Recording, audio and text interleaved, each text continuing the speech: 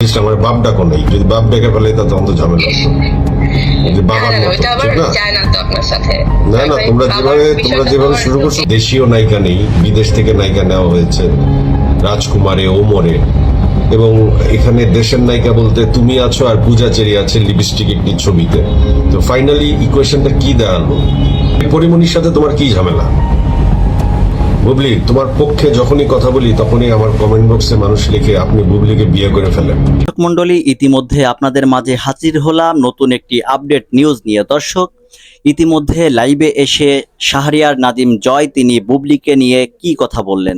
তিনি বললেন যে বুবলিকে নিয়ে আমি যদি কোনো আলোচনা করি তাহলে আমার কমেন্ট বক্স ভরে যায় এবং সাধারণ জনগণ তারা একের পর এক প্রশ্ন করেন এবং তারা বলেন, ভাই আপনি কবে বুবলিকে বিয়ে করছেন?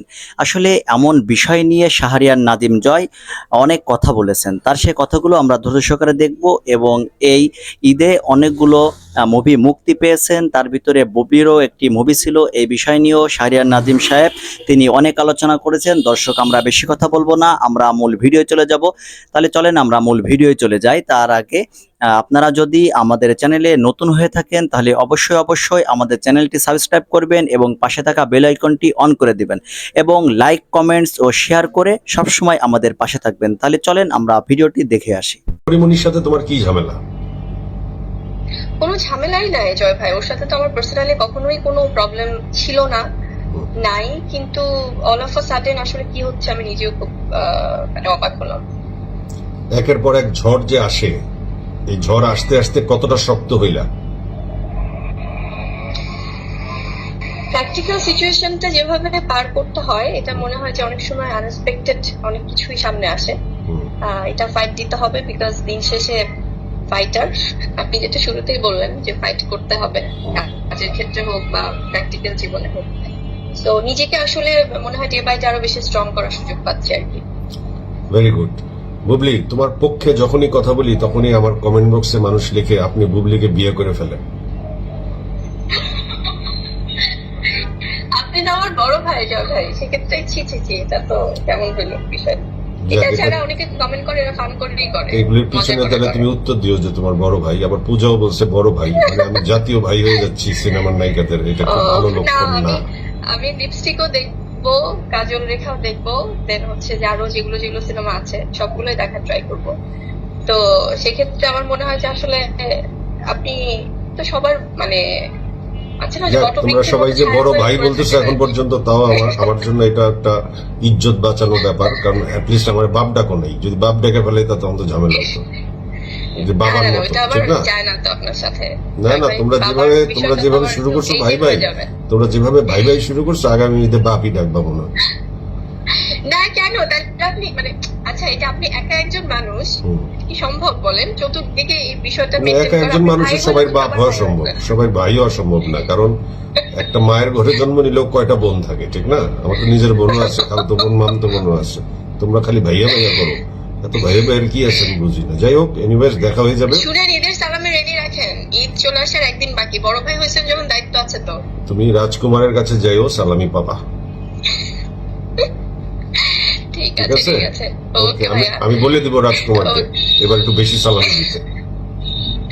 আচ্ছা ঠিক আছে, ভালো থেকো বুবলি, থ্যাংক ইউ। ওকে ভাইয়া, জি কথা বলছিলাম বুবলির সাথে, আপনারা সবাই শুনলেন যে বুবলির সাথে একটা সুন্দর কথোপকথন হলো। এবার আসি মূল বিষয়, যে ছবি সম্পর্কে বলতে চাচ্ছি আমি। আমার রিভিউ ছবি নিয়ে, যে ঈদ তো ঘনিয়ে আসছে, একজন স্ট্যাটাস দিয়েছে খুব সুন্দর যে ঈদের হলের কোনো আপডেট আমরা এখন পর্যন্ত কেউ পাই নাই। কারণ আগে যখন আমরা ছবি দেখতাম তখন আমরা অনেক আগের থেকে পত্রিকাতে ছবির পোস্টার, ছবির প্রমোশন গুলো দেখতাম, কোন কোন হলে কোন ছবি মুক্তি পাবে আমরা আগে থেকে জানতে পেতাম। এখন আমরা কোনো জানতে পারছি না, কিন্তু তারপর আমরা জানি যে সিনেপ্লেক্স গুলিতে ঢুকলেই আমরা কয়েকটা ছবির পোস্টার দেখব এবং সেই ছবিগুলি সেখানে চলবে। তো আসলে সেই ছবিগুলোর ভিতর থেকে আমাদের ছবি দেখা চয়েস করতে হবে। তারপরে আমাদের সিঙ্গেল স্ক্রিনে তো আমরা জেনে যাবই, বা যার বাড়ির পাশে যেটা বা যার কাছাকাছি যেটা বা মুখে মুখে শুনে আমরা সিঙ্গেল স্ক্রিনের ছবি দেখব। তবে এই কথা সত্যি যে রাজকুমার এবং শাকিব খান এমন একটি ব্র্যান্ড, শাকিব খান যে দীর্ঘদিন ধরে নিজের অবস্থানটাকে এমন একটা পর্যায়ে নিয়েছে যে শাকিবিয়ান তৈরি হয়েছে এবং তারা শাকিব খানকে ভালোবাসে।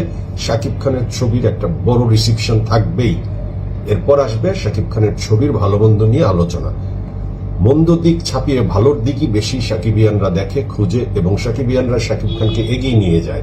শাকিব প্রচুর ভক্ত তৈরি করেছে এবং শাকিব আমাদের দেশে ছবির ইন্ডাস্ট্রিতে একটি নির্ভরযোগ্য নাম। সাথে হিমেল আশরাফের একটি স্ট্যাটাসে খুব সুন্দরভাবে পরিষ্কারভাবে বলা আছে যে ফ্যামিলি ছবি, একটি ফ্যামিলি সবাই মিলে যেন দেখতে পারে, এই বিষয়টি মাথায় রেখে সে পরিষ্কার পরিচ্ছন্ন একটি ছবি বানিয়েছে, যেই ছবির মধ্যে হাসি থাকবে অনেক, যেই ছবির মধ্যে কান্না থাকবে। এবং আমি যতটুকু জানতে পেরেছি এই ছবির শেষে শাকিব খান মারাও যাবে।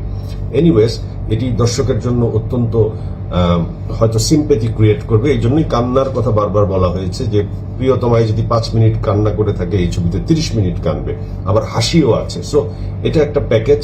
এই ছবিটি আনসাকসেসফুল হওয়ার কোনো কারণ নাই। গান নিয়ে যতই সমালোচনা হোক, আমার কাছে মনে হয় যে রাজকুমার ডিজার্ভ করে সেরা ছবি হওয়ার। কিন্তু কথা হচ্ছে যে রাজকুমার কি খালি মাঠে গোল দিতে পারছে?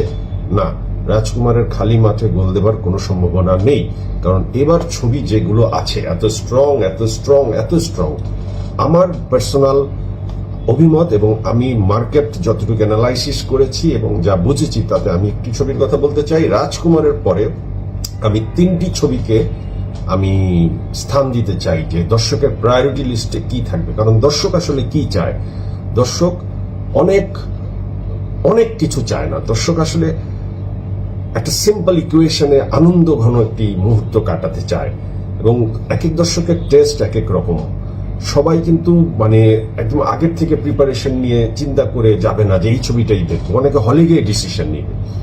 তো সেই ক্ষেত্রে আমার কাছে মনে হয় যে 3টি ছবি আমি আলাদা করব, সেটা হচ্ছে 1, 2, 3, আমি পরে বলছি। আমি ছবিগুলোর নাম নিচ্ছি: ওমর,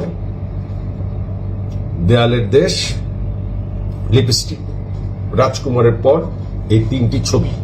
তার ভিতরে এবার যদি আমাকে সিরিয়াল করতে বলা হয়, আমি সিরিয়াল আপনাদেরকে আমার দৃষ্টিকোণ থেকে বলছি যে ঠিক গত ঈদে প্রিয়তমা এবং সুরঙ্গ একটা হাড্ডাহাড্ডি ফাইটিং, প্রিয়তমা তারপর জয়যুক্ত হয়েছে, কিন্তু হাড্ডাহাড্ডি ফাইটিং কন্টেন্ট দিয়ে রায়হান রাফি নিশোকে নিয়ে যেভাবে দিয়েছে, এইবার তার চেয়ে কোনো অংশে কম ওমর দেবে না, বরং বেশি দিতে পারে।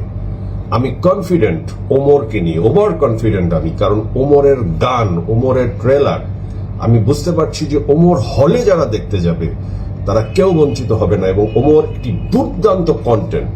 নিশ্চয়ই এটি শাকিব খানের ছবি না, এটি শরীফুল রাজের ছবি। শুধু শরীফুল রাজের ছবি না, এটি মোস্তফা কামাল রাজের মতো একজন হিউমার সেন্স এবং একজন অভিজ্ঞ এবং একজন কি বলবো আমরা এত সময় ধরে আপনারা সম্পূর্ণ ভিডিওটি ধৈর্য সহকারে দেখেছেন, সেই জন্য আপনাদের অসংখ্য ধন্যবাদ। দর্শক, শাহরিয়ার নাজিম কি আলোচনা করেছেন বুবলিকে নিয়ে, আপনারা ভিডিওটি দেখে সম্পূর্ণ বিষয়টি ভালোভাবে বুঝতে পেরেছেন। তাহলে আজকের মতন ভিডিও এখানে শেষ করছি। সকালে ভালো থাকবেন, সুস্থ থাকবেন। আল্লাহ হাফেজ।